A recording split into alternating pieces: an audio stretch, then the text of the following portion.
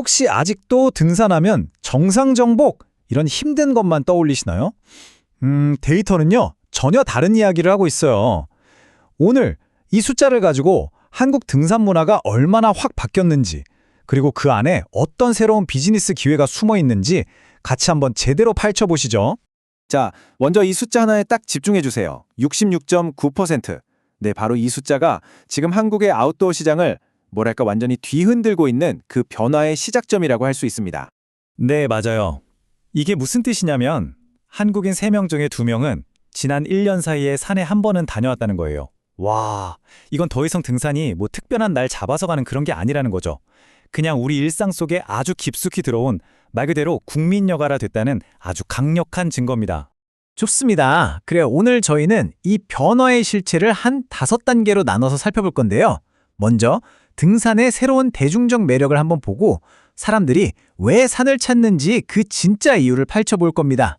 그리고 이 변화가 어떻게 새로운 등산객을 만들어냈는지, 또 이들을 사로잡기 위한 새로운 비즈니스 기회는 뭐가 있을지 아주 구체적으로 알아보겠습니다. 자, 그럼 첫 번째 섹션입니다. 등산의 새로운 매력. 과연 이 시장이 얼마나 또 어떻게 넓어지고 있는 걸까요? 그리고 이 새로운 등산객들은 대체 누구일까요? 이 그래프를 한번 보세요. 진짜 놀라운 점을 발견할 수 있는데요. 예전에는 등산이 약간 중장년층의 전유물처럼 여겨졌잖아요. 그런데 지금은 20대와 40대가 엄청나게 아주 적극적으로 유입되고 있습니다. 이건 그냥 참여율이 좀 늘었네, 이 수준을 넘어서는 거예요. 시장의 판도 자체가 바뀌고 있다는 신호죠. 젊은 세대가 이끄는 새로운 등산 문화가 이제 막 시작된 겁니다. 자, 그렇다면 말이죠.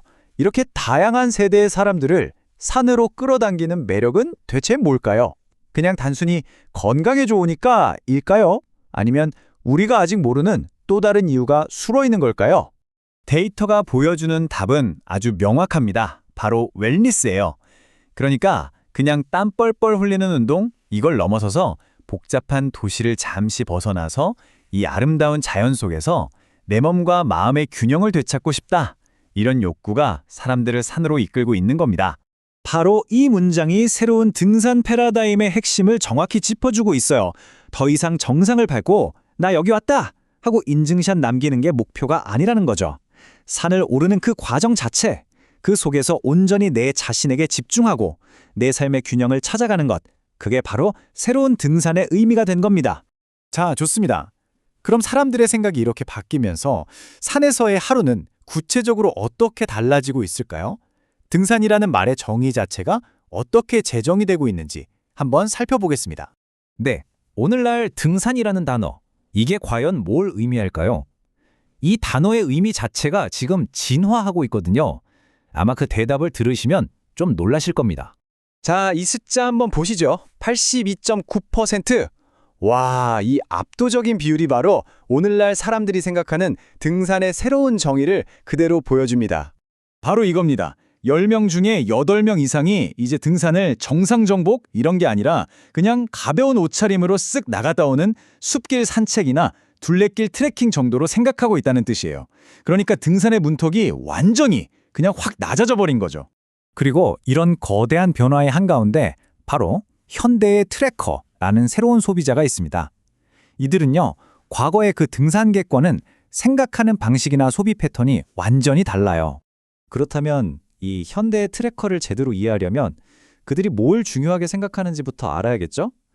이들이 등산을 계획할 때 그들의 체크리스트 맨 위에는 과연 무엇이 있을까요? 이제 더 이상 이거 몇 시간 코스예요? 산 높이가 얼마나 돼요? 이런 건 중요하지 않아요. 대신에 그들은 이렇게 묻죠. 거기 우리 집에서 가까워요? 길이 힘들진 않죠? 편하게 걸을 수 있나? 그리고 와, 거기서 인생샷 찍을 만한 멋진 풍경이 있나? 바로 이거예요. 접근성 그리고 경험의 즐거움, 이게 코스를 선택하는 새로운 기준이 된 겁니다. 보시는 것처럼 시장의 무게중심이 과거와는 완전히 달라졌습니다. 옛날에는 정상을 정복하는 목표와 성과가 중요했다면 이제는 산을 걷는 그 과정, 그리고 그 안에서 내가 얻는 경험, 이 자체가 훨씬 더 중요해진 시대가 온 거죠. 자, 이제 이 모든 데이터 조각들을 한번 쫙 연결해서 이게 여러분의 비즈니스에 구체적으로 어떤 의미가 있는지 이야기해 보겠습니다. 지금까지의 분석을 이 간단한 3단계 전략 프레임워크로 정리해 볼 수 있겠네요. 첫째, what, 뭐가 변했나? 시장이 아주 대중적이고 가볍고 웰니스를 추구하는 방향으로 변했습니다. 둘째, so what, 그래서 이게 뭘 의미하나? 현대의 트래커라는 새로운 핵심 고객이 나타났다는 거죠. 마지막으로 now what, 그럼 이제 우린 뭘 해야 하나? 네, 바로 우리의 제품, 마케팅, 메시지, 모든 걸 이 새로운 소비자에게 맞춰야 한다는 겁니다. 그렇다면 구체적으로 뭘 어떻게 해야 할까요? 여기 몇 가지 바로 실행해 볼 수 있는 전략들이 있습니다. 더 이상 막 극한의 도전을 내세우지 마시고 일상 속 웰니스를 마케팅하셔야 해요. 전문가용의 비싼 장비가 아니라 가볍고 여기저기 활용할 수 있는 다용도 제품에 집중해야 합니다. 그리고 스펙보다는 편안함과 스타일을 강조해서 이 새로운 트래커들의 마음을 사로잡아야 하는 거죠. 자, 오늘 분석을 마무리하면서 여러분의 비즈니스를 위한 마지막 질문 하나를 던지겠습니다. 여러분들의 브랜드는 여전히 소수의 전문 산악인에게만 말을 걸고 있나요? 아니면 이 거대하게 성장한 새로운 트래커들에게도 말을 걸고 있나요? 이 질문에 대한 답이 바로 여러분의 다음 성공 전략이 될 겁니다.